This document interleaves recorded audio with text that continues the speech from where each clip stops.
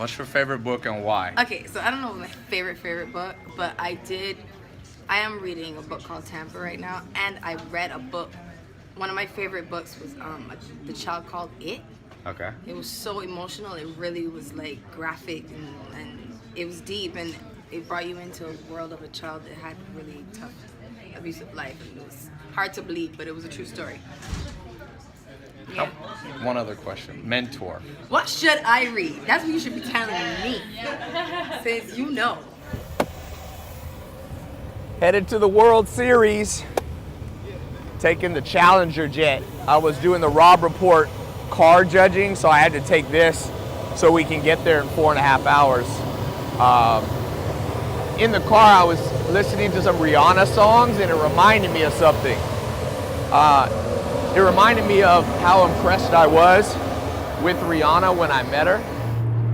One of the impressive things about Rihanna to me was that, you know, she's one of the most popular people in the world. If anybody could be cocky, you know, and not be interested in other people, it'd be her.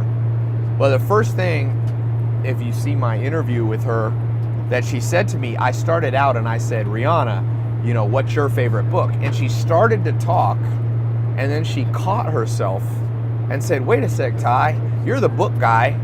What's your favorite book?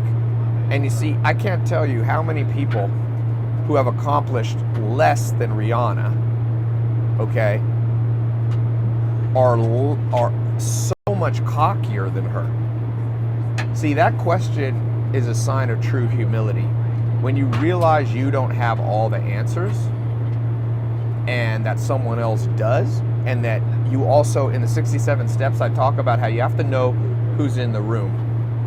One of the reasons that people can't find mentors, it's not because mentors don't exist, it's just that 9 out of 10 times when somebody's actually around a mentor, they'll kind of act like, yeah, I need your help, I want to learn from you, but I kind of already know what I'm doing. I've seen that so many times, and it's annoying to mentors. If one of my mentors has been doing real estate for 40 or 50 years, when I talk to him about real estate, I'm like, I know nothing, even though I do know. But in comparison to him, I haven't even been alive that long. So I give him what's called deference, respect. And so Rihanna, even though she didn't have to, you know, I know a lot about books. I've been reading, and I've got the largest online book club in the world right now. So it's not like she's kissing up to me. It's just she has respect for other people's areas of expertise. And instead of her just talking away, she listens. One of the lessons I learned when I was young, I was with about 4 mentors. They were all together in Mississippi. Alan Nation, Joel Salatin, Dr. Gordon Hazard, the guy named Gary Townsend. And they were having a little private dinner, and they invited me. I was still a teenager. And I remember I talked the whole time. And at the end, Alan Nation just pulled me aside, and he said, Tai, sometimes you don't have anything to say. And he just kind of laughed and walked off. And I read between the lines, what he was trying to say is, Tai, you were at a table with 4 people who are 20, 30 years ahead of the success that you have, that you want to get to. Why would you talk a lot? Just remember, when you walk into a room and you talk a lot, you walked into the room, let's say, with 20 units of knowledge in your head. If you talk the whole time, you walk out of the room with 20 units. So there's no increase in your life. You don't increase the value and the understanding that you have. If you walk into the room and don't talk much at all, you have 20 units in your brain, but then you get information, insight from all the other people in the room, and you walk out of the room with another 20 units. So now you got 40 units. That's called a win-win situation. And that's what Rihanna did. Even though she could have just sat there and talked the whole time. And of course, it's okay to have back and forth. Doesn't mean you have to be silent. But she started out, and what I thought was interesting is that was her gut feeling. That's her impulse of how she acts naturally. Which means she's learned, in order to become successful, she has to be able to evaluate the expertise of people in the room. one of the 67 steps that I teach is something called knowing who's in the room. You can't act the same around everybody. It doesn't mean you have to be disingenuous or not, authentic.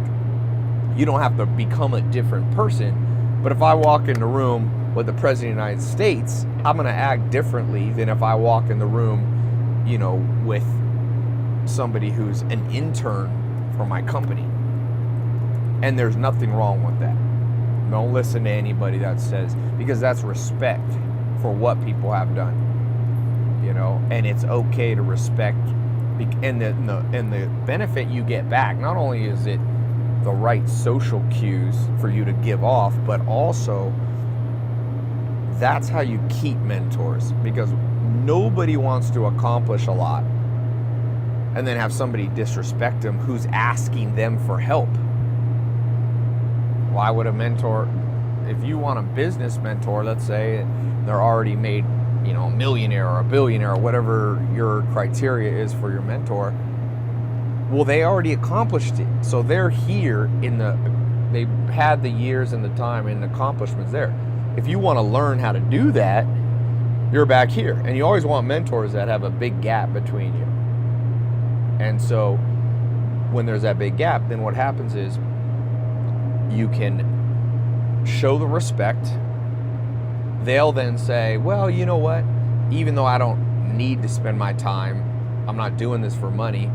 This person seems like they're genuinely interested, curious. That's what Rihanna was also. Curiosity is a factor.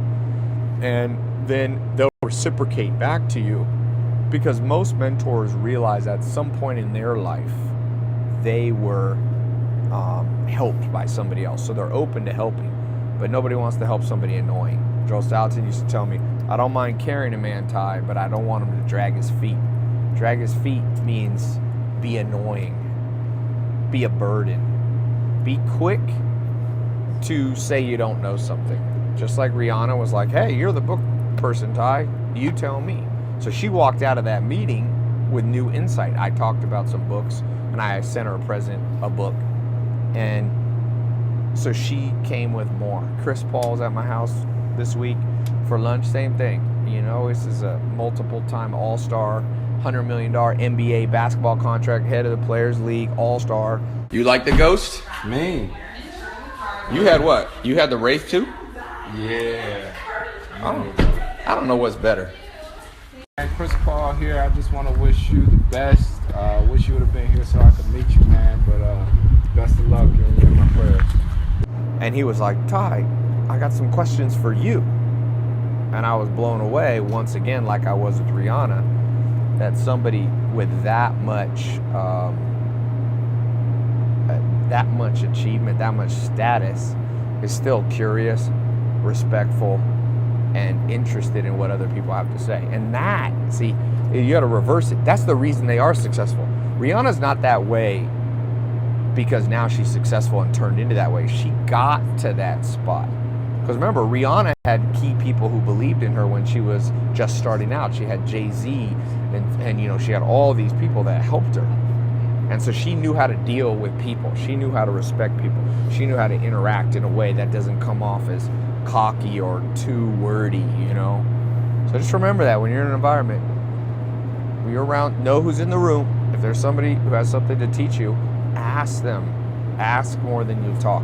A good ratio, I would say, would be 3 to 1. You're in a room, you realize you're with somebody, a potential mentor or somebody you can give insight. Make sure if you say one sentence, you don't talk until they say 3 sentences. Okay, that's a great way to do it. Good little ratio to keep in mind. What books speak to you the most? What books? What type of books? True stories. They have to be true, real life things that have happened, or autobiographies. I love those.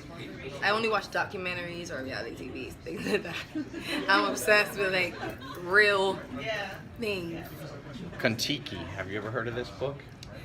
It was a guy, nobody believed in him, so he took a boat and he lashed together 9 logs and he floated across the Pacific Ocean just to prove it could be done. Really? It's a crazy story of courage, And that's a real story? it's a true story. You need to, well, I'm